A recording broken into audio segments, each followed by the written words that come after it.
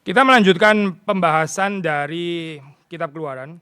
Let us continue to the contemplations of Exodus, the book of Exodus. Kita mengulang lagi ya, ini apa? Masih kita mau lebih detail, And we want to dig further in detail yaitu di pasal 14. in the chapter 14.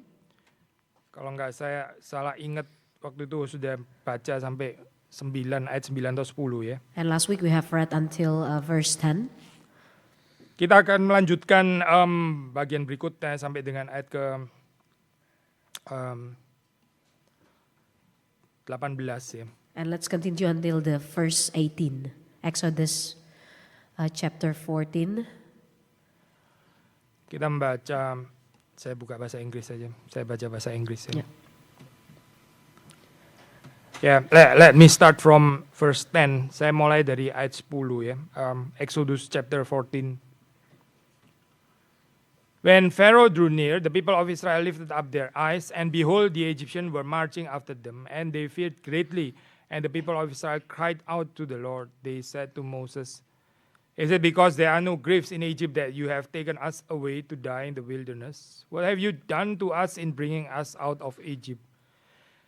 Is not this that we said to you in Egypt, leave us alone that we may serve the Egyptian? For it would have been better for us to serve the Egyptian than to die in the wilderness."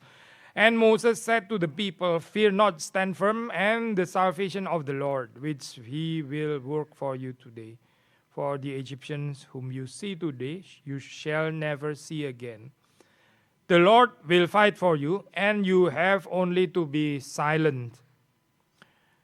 The Lord said to Moses, "Why do you cry to me? Tell the people of Israel to go forward. Lift up your staff and stretch out your hand over the sea and divide it, that the people of Israel may go through the sea on dry ground. And I will harden the hearts of the Egyptians so that they shall go in after them.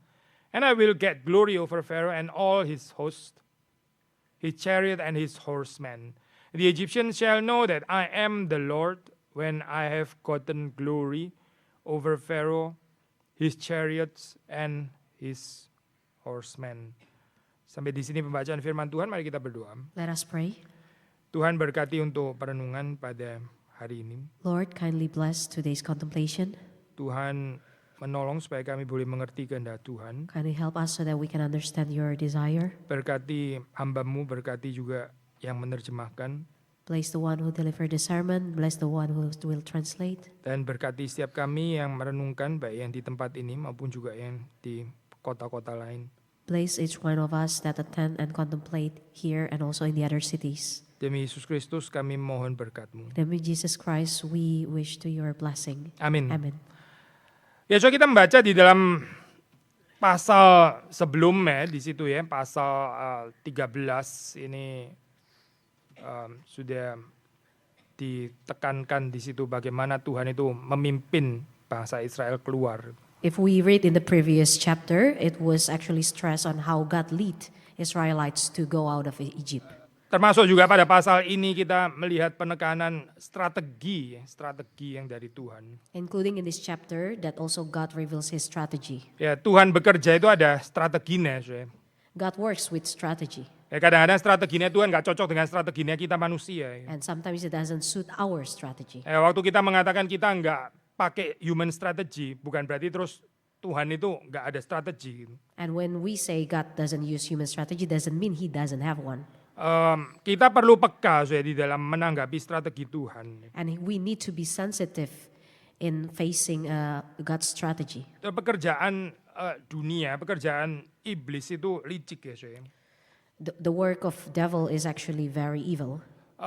Dan ini pengalamannya sudah ya ribuan tahun. And it has experience of thousands of years. Bagaimana kita bisa compete strateginya setan ya. And how can we compete with the strategy of the devil? Ya, bagaimana kita sepinter-pinternya bisa melampaui strateginya setan. How can we be as smart to face the strategy of the evil? Saya tertarik dengan ini ya, Pendeta Stephen Tong waktu membahas topik ini. And I'm interested on how Reverend Stephen Tong talk about this. Ya kecuali kita mengikuti pimpinan Tuhan ya, kita akan ya terus di fooled by the strategy of the devil. If we are not followed the way of God, then we're going to be fooled by the evil. Cuma orang bodoh ya, yang pikir dia punya strategi itu bisa melampaui strateginya setan gitu. Maksudnya dia ini orang baru umur berapa gitu. Only the fool can think that they can do beyond the strategy of evil. Tapi waktu kita mengikut Tuhan, ya ini saya kutip dari Pak Tong ya, Roh Kudus itu lebih lincah daripada setan. But if we follow the path of God, actually the Holy Spirit is even more than the devil. Ya, even more apa itu penting ya. Even more apa? Certainly not even more evil. Even ya, more lincah smarter. gitu ya oke lah smarter gitu ya. Lebih lincah, pergerakannya itu lebih dynamic ya, dan setan itu nggak keburu ngejar gitu, nggak keburu. Gitu. Holy Spirit is more dynamic that the evil cannot even keep up. Ya, kalau saudara dan saya bergerak, kita mau selincah-lincahnya, setan sudah tahu lah kira-kira jalannya itu mau kemana. Dia And bisa pasang perangkap di sana. And if you and I is the one that's going to lead, the evil is already know what we're going to do. So, maka sekali lagi ya, saudara perhatikan di dalam, saya nggak bisa bahas terlalu detail sih. Saudara perhatikan di sini Tuhan pakai strategi gitu ya, memimpin orang Israel itu mesti pergi kemana dan sebagainya. Itu lumayan detail sebetulnya. Gitu. So pay attention here. God uses strategy to lead the Israelites out of the Egypt. Tapi ya kalau saudara baca ya itu nggak masuk di dalam akalnya manusia gitu. But if you read it, it doesn't actually make sense for us. Secara akal manusia malah seperti kayak, loh kok malah kita dipimpin ke tempat yang kita malah keperangkap di sini dong, nggak bisa kemana-mana gitu. If we're thinking why Israelites were led to the place that is being trapped, for instance. Sudah tahu kalau ada ini ya film-film perang dan sebagainya itu strateginya mesti lewat mana bisa ada, kalau diserang sini bisa keluar ke sana atau pakai strategi ambush dan sebagainya gitu ya atau apa. If we watch the war movie, there has been a lot of strategies. Ada buku apa The Art of War ini apa Chinese tradition ya, sekarang banyak yang mengikuti even di dalam dunia ekonomi misalnya ini. There's a book Art of War that was quite famous from China, and it is also being followed in the economical world. Nggak ada orang yang pimpin seperti Tuhan taruh di tempat di mana mereka ke pojok kayak begini yang ngawur ini kayaknya ya gimana sih? And there isn't things like God's doing that led Israelites going towards the place that is in the wilderness. Tetapi ya, yang penting di sini adalah bukan seperti yang saudara dan saya pikir bukan gitu. But it's not what you and I are thinking. Tapi supaya Tuhan itu mendapat kemuliaan paling maksimum. But so that our God gets the highest worship. Highest glory. Highest glory. Ya, itu yang seringkali nggak masuk dalam pikiran kita. And it is what actually not really with what we're thinking. Yang kita seringkali ada dalam pikiran itu adalah bagaimana kita sesukses mungkin bahkan ya menurut dunia. What we're thinking is how we can be more successful, even more successful in the world's view. Menarik, kalau kita melihat di sini ya, waktu lihat di dalam bahasa aslinya itu ada komentari menyelidiki. But if we're looking into the original transcript, ya di sini itu istilah the word for gaining honor ya. Gaining honor itu punya root yang sama dengan kata kerja hardening ya, the hardening itu mengeraskan hati. There's a term of gaining honor, it's the same with the hardening. Yeah, it's the same root at least ya. Not precisely the same word, but it has the same root dengan the verb hardening ya. So poinnya apa jadi gitu? So what is actually the point? Ya ini berarti Firaun yang mengeraskan hati, hardeningnya Firaun, ini ternyata membawa kemuliaan Tuhan. It's actually a Pharaoh that hardening his heart brings glory towards God. Nggak masuk kan ya, di balik pikiran kita kan ya. It doesn't actually make sense for us. Karena bisa orang mengeraskan hati kok jadi Tuhan dimuliakan gitu. Orang bertobat kali Tuhan dimuliakan, iya nggak sih? How come the hardening heart of Pharaoh can bring glory to God? Oh Tuhan bukan nggak bisa melakukan itu. Buktinya bangsa Ninive yang begitu jahat juga bisa dibikin bertobat itu. Tuhan mampu kalau mau melakukan. But God can do it. Even the Nineveh that has the very evil heart can also repent. Tapi perhatikan ya di sini ya. Firaun yang bukan nggak ada kesempatan mendengar firman Tuhan. It's not Pharaoh doesn't have the opportunity to listen to the word of God. Tapi hatinya itu makin lama makin keras.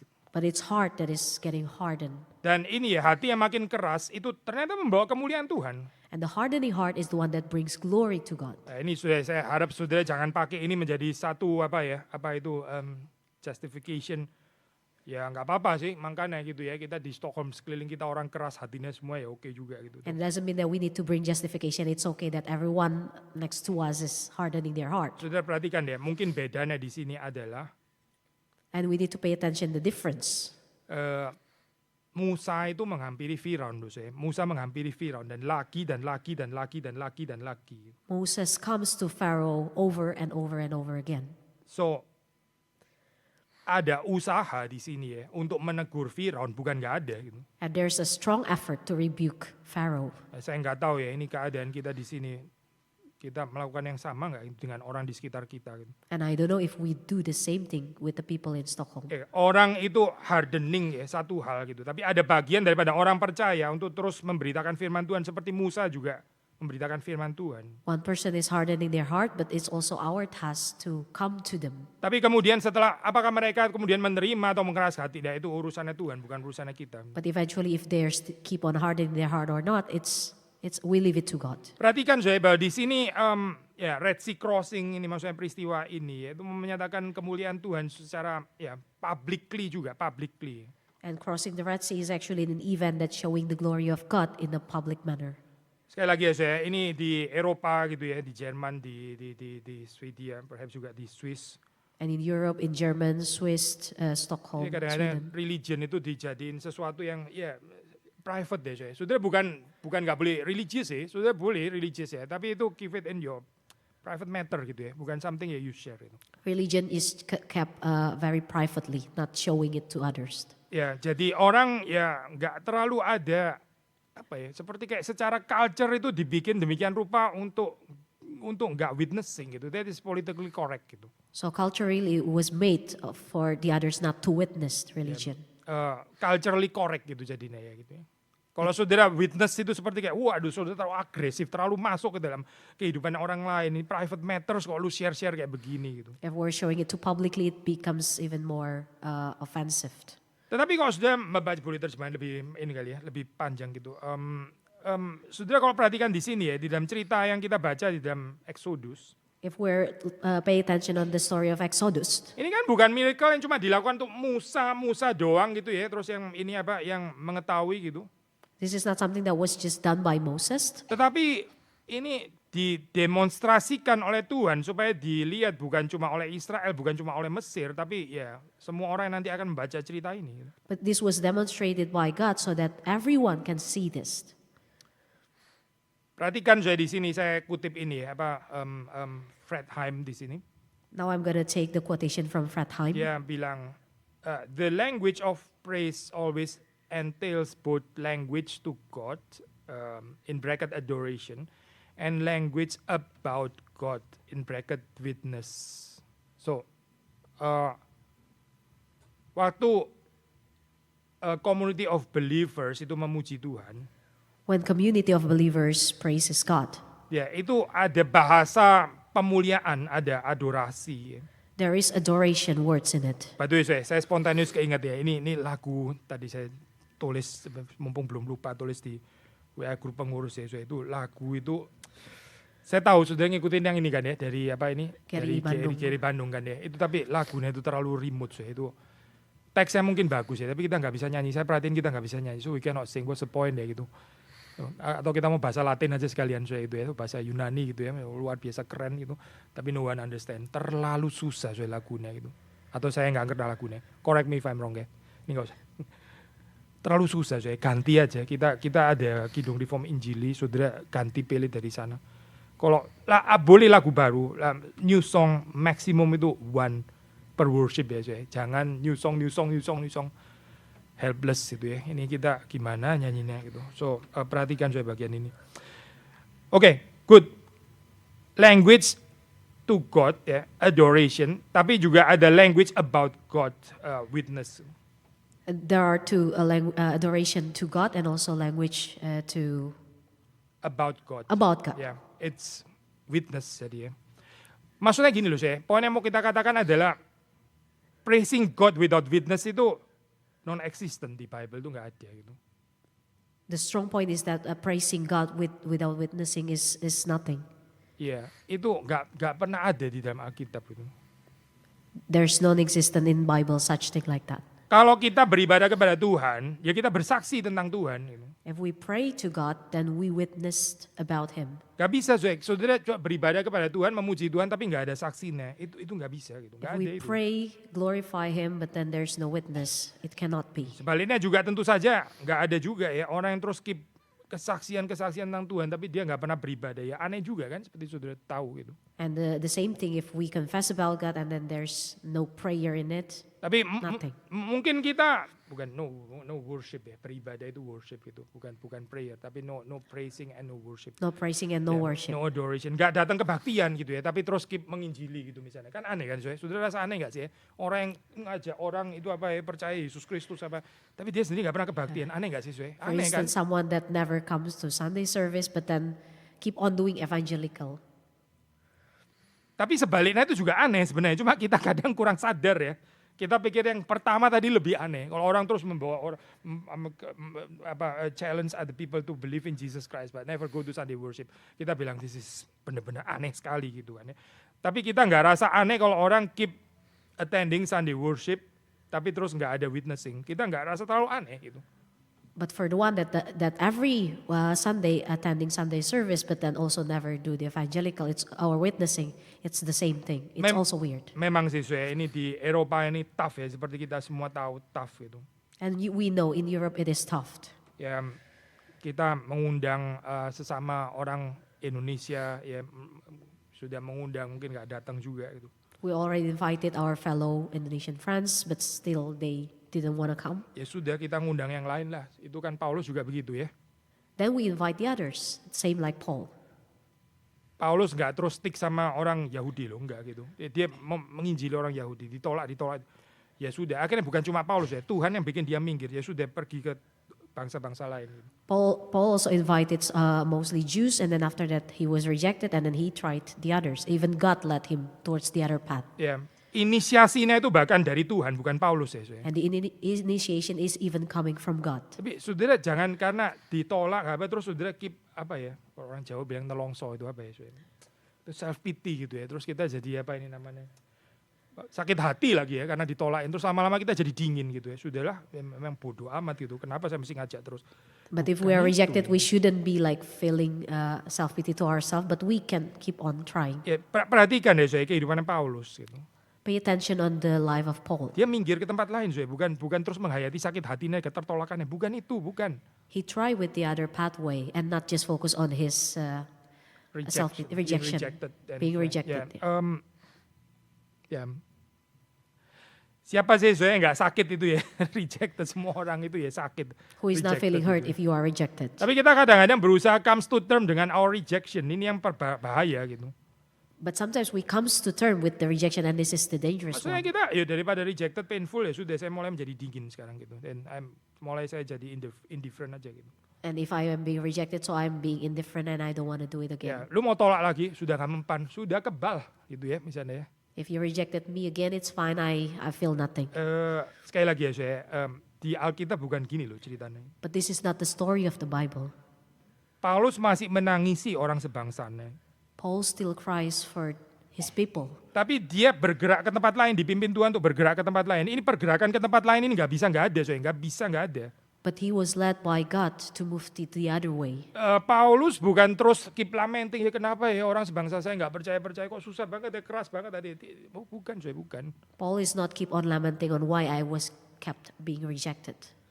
Dia pergi ke tempat lain dan dipakai Tuhan, diberkati Tuhan di sana. He moved to other places and he was blessed there. Pekerjaan Tuhan itu nggak bisa dibendung, dan nggak boleh dibendung. The work of God cannot be limited.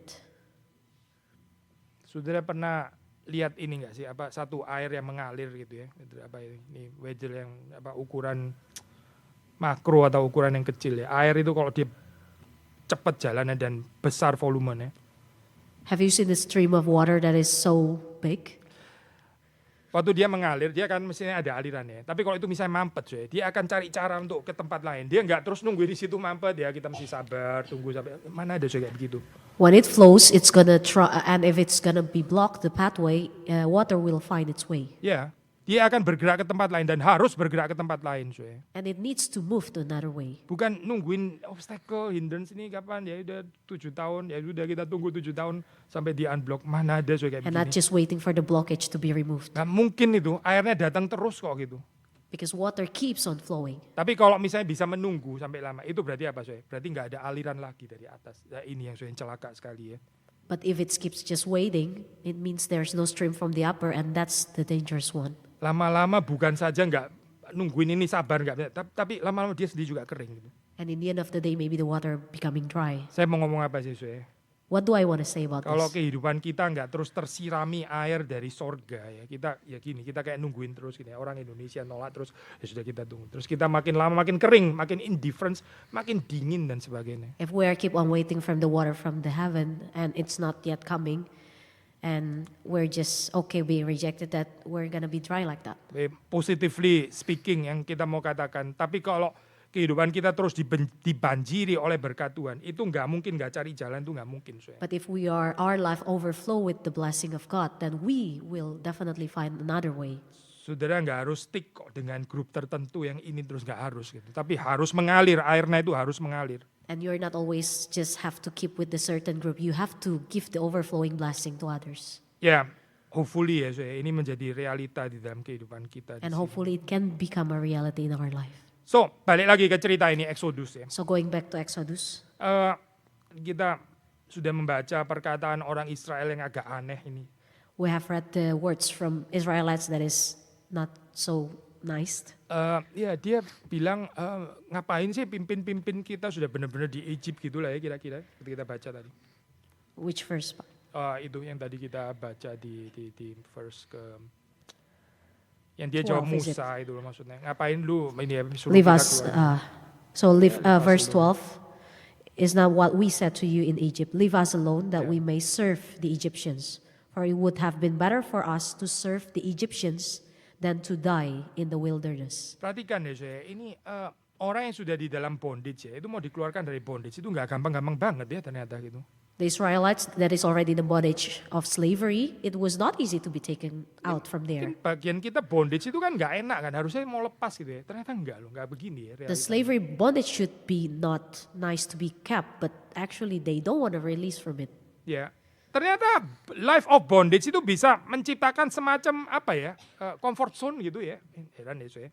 Apparently, life of bondage can create you in the comfort zone.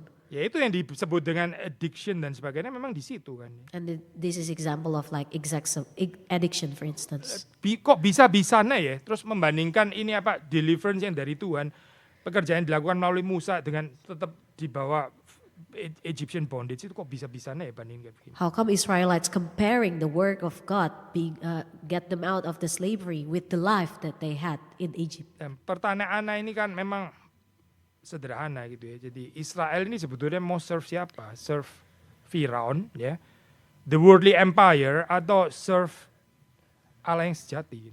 Whom does Israelites wants to serve or to glorify?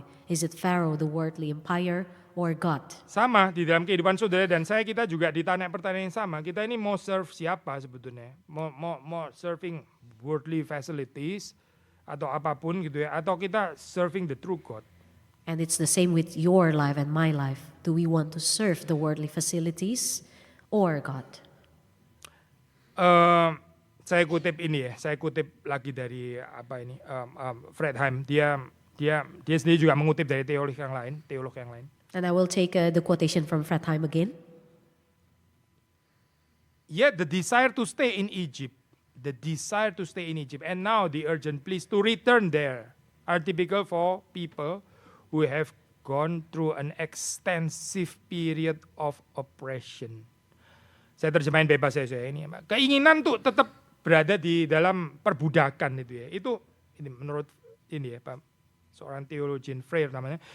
Ini tipikal sama, ini khas ya untuk orang yang sudah lama gitu ya. Ini extensive period lama ya di dalam oppression gitu. Seperti kayak sudah di sini gitu ya, sudah nggak bisa move lagi gitu, sudah di sini aja nggak usah move lagi gitu. The willingness for people that just want to keep on in the old bondage of slavery, it's actually typical for the one that is already very extensive in the long period Yeah. of that bondage. ternyata bukan cuma apa ya, kenikmatan itu yang bisa mengganjal orang tetap di situ. Even oppression ya itu juga sudah kayak seperti sudah biasa gitu ya, di dalam keadaan ditarik keluar itu malah takut gitu. Apparently, not only pleasure that can keep people in a certain place, but even oppression can also make people the same. Nah, ini sendiri punya apa ya, potensi yang menarik untuk terus digali gitu. Tapi kita mesti move ke tempat lain lah ini hari ini ya. But we can dig further, but I want to move to another part. Ada beberapa hal di sini yang dikatakan oleh Musa untuk reassure ya ini apa orang Israel ini. There are several things Moses said to reassure Israelites. Yang pertama, di sini kita membaca itu ya kalimat fear not di ayat 13 ya. Not be afraid. Fear not atau do not be afraid. One of them is the first one in the verse 13. Fear not, do not be afraid. Ya, ini kalimat ini kan common deh itu jangan takut itu kalimat biasa gitu dalam Alkitab kan ya. And it's actually a very common expression in Bible, fear not. Tapi ini artinya apa sih sebetulnya gitu ya? What does it actually mean? Ya khususnya di konteks ini gitu. In this context? Ya ini adalah word of assurance, ini adalah perkataan yang again reassured ya, ini apa panggilan Tuhan bagi Israel. This is actually the reassurance of the calling of God towards Israelites. Tapi assurance apa sih? What kind of assurance? Perhatikan ya saya. Again, saya menimba dari Fredheim di sini. Again, I will take from Fredheim. Yaitu bahwa yang ditakutkan oleh orang Israel itu nggak akan terjadi.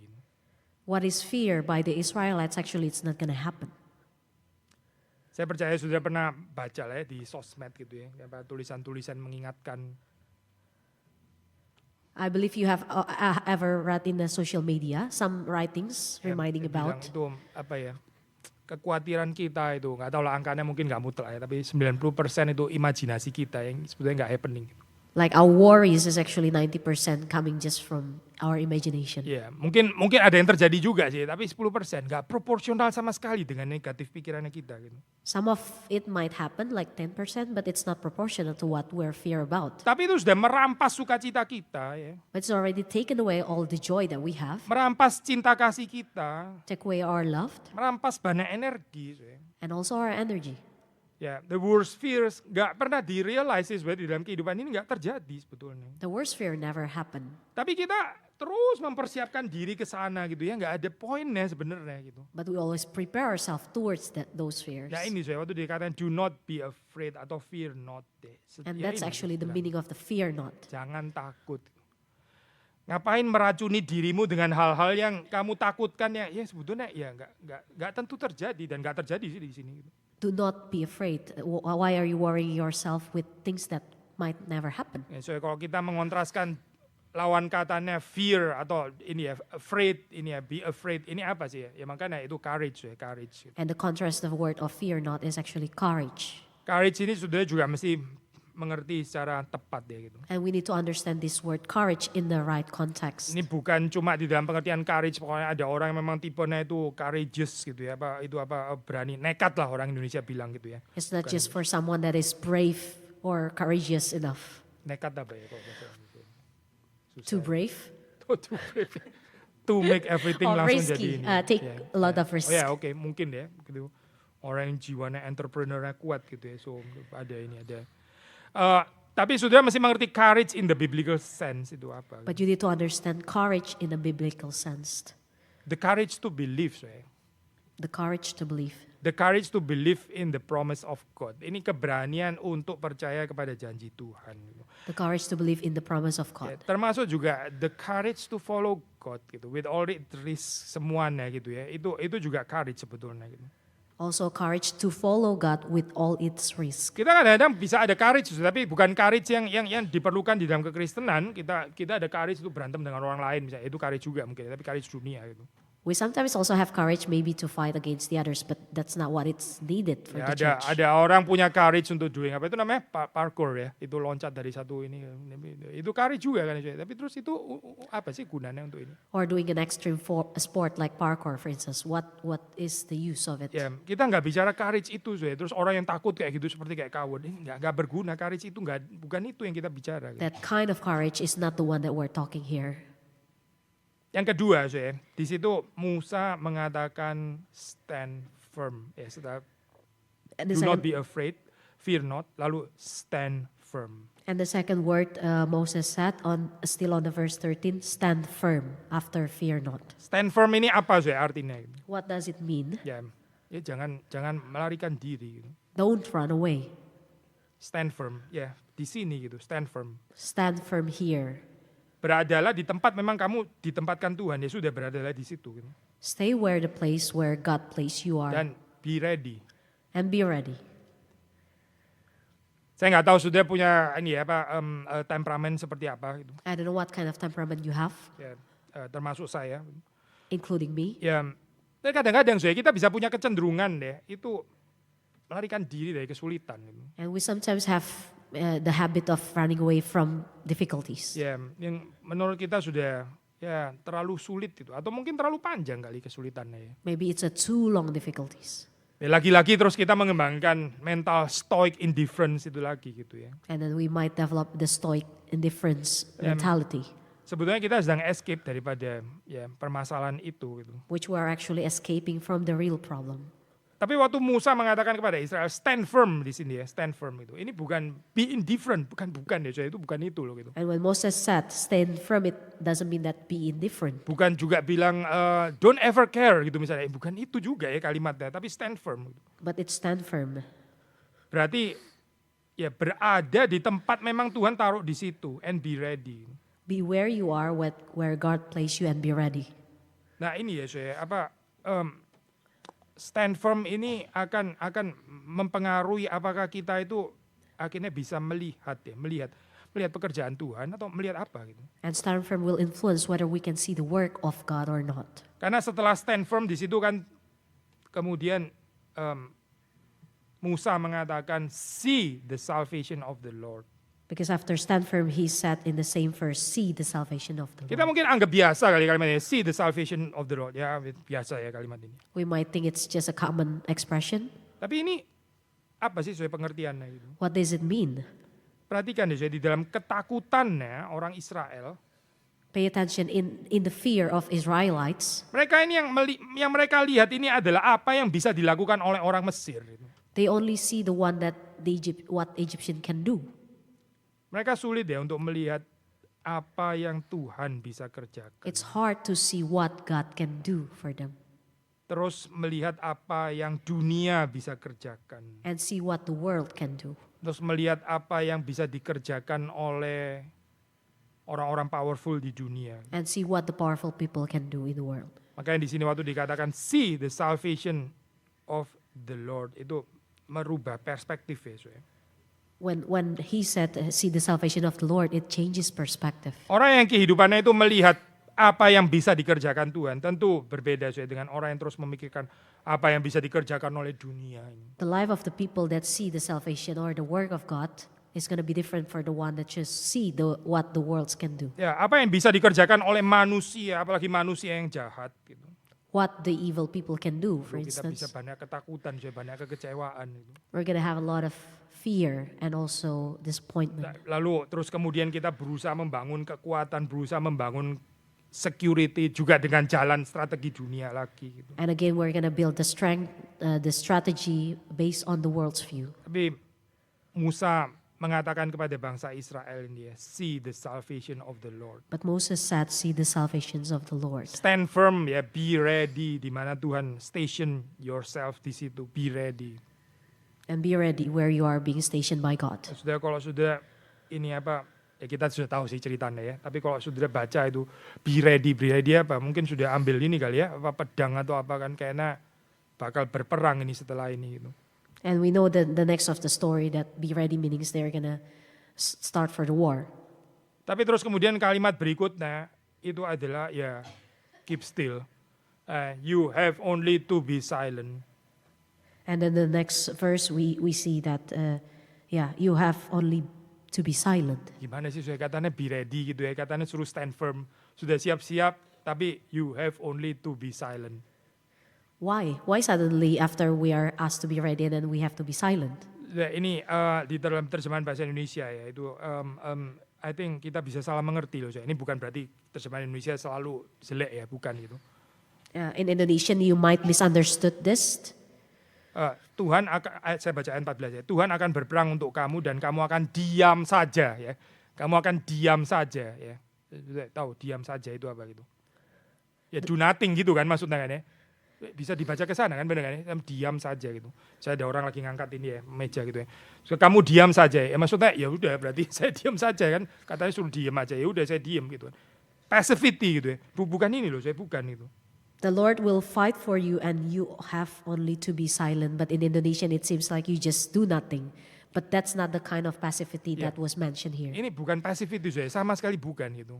And it's not passivity. Ini adalah satu tindakan yang luar biasa aktif karena kita itu seringkali adalah nggak bisa diem, saya nggak bisa diem gitu. It's actually an active in the contrary because we, most of the time, cannot be silent. Iya, nggak bisa silent, akhirnya kita nggak bisa mendengar suara Tuhan itu.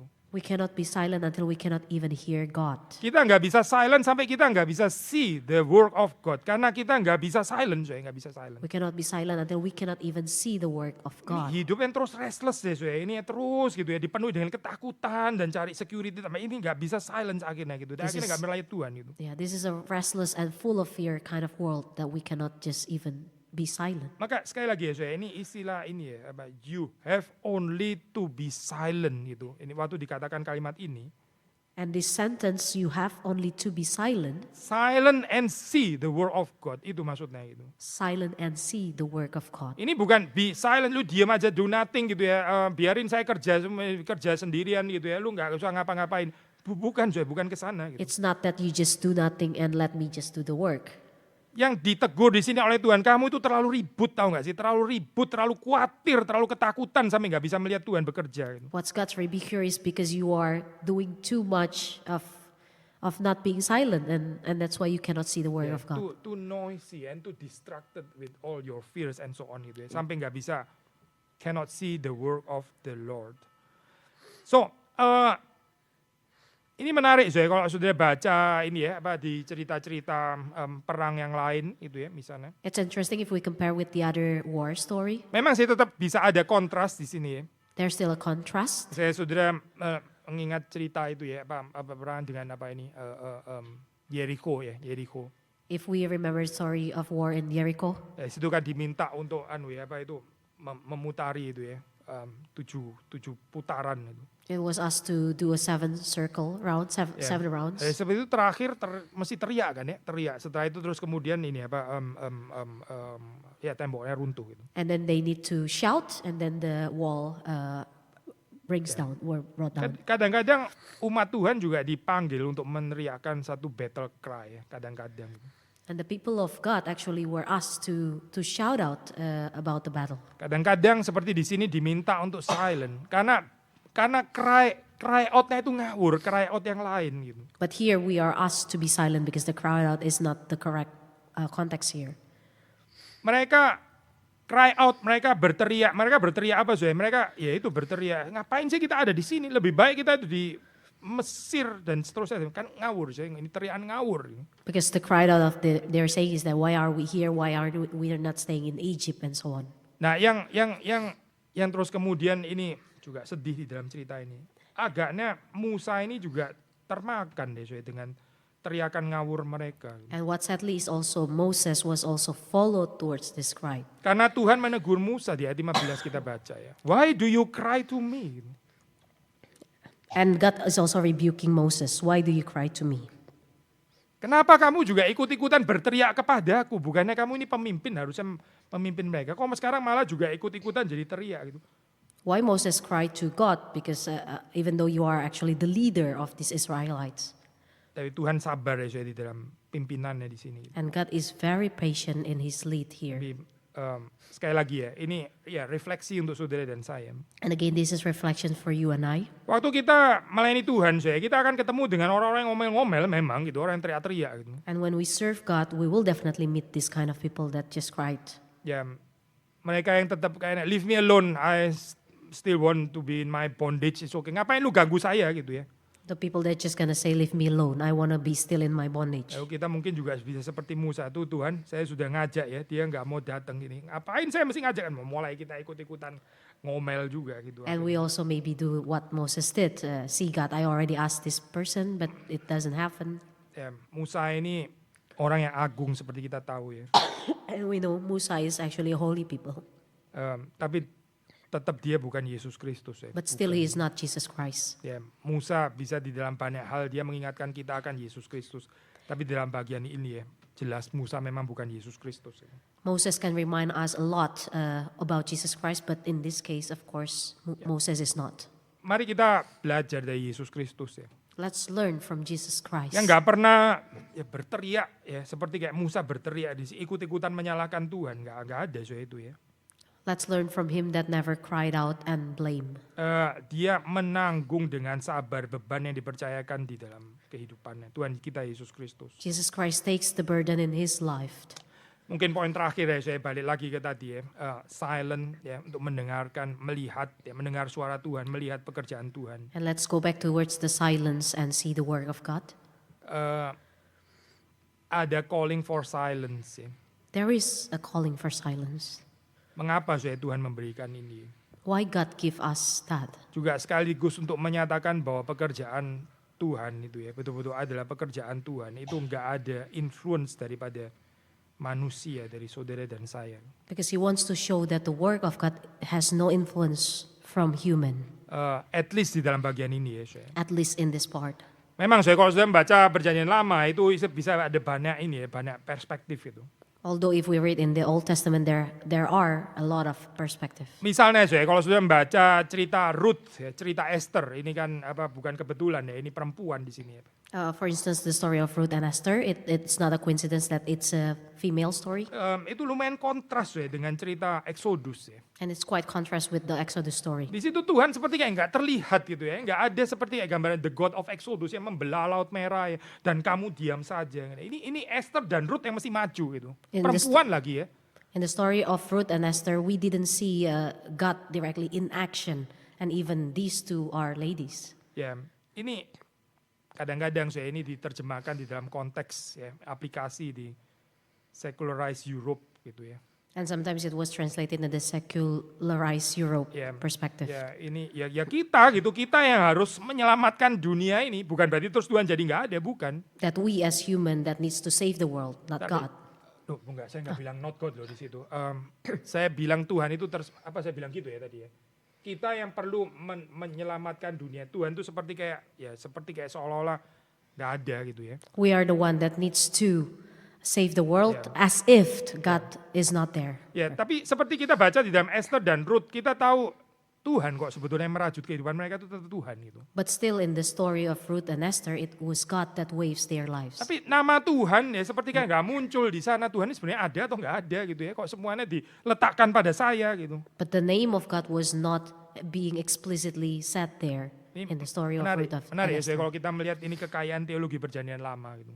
And this is very interesting if we see the theology of Old Testament. Ya, the various theologies plural of the Old Testament ya. Ada saat di mana Tuhan seperti kayak tersembunyi, ya sudah kamu ini human agency ya, ini human role yang very much emphasize kamu yang harus menyelamatkan dunia ini. There are times where human is become the lead agent and do the work, Ya, bukan berarti Tuhan nggak bekerja ya sekali lagi ya. but that doesn't mean God is not working. Karena Tuhan diam-diam merajut tapi dia di belakang.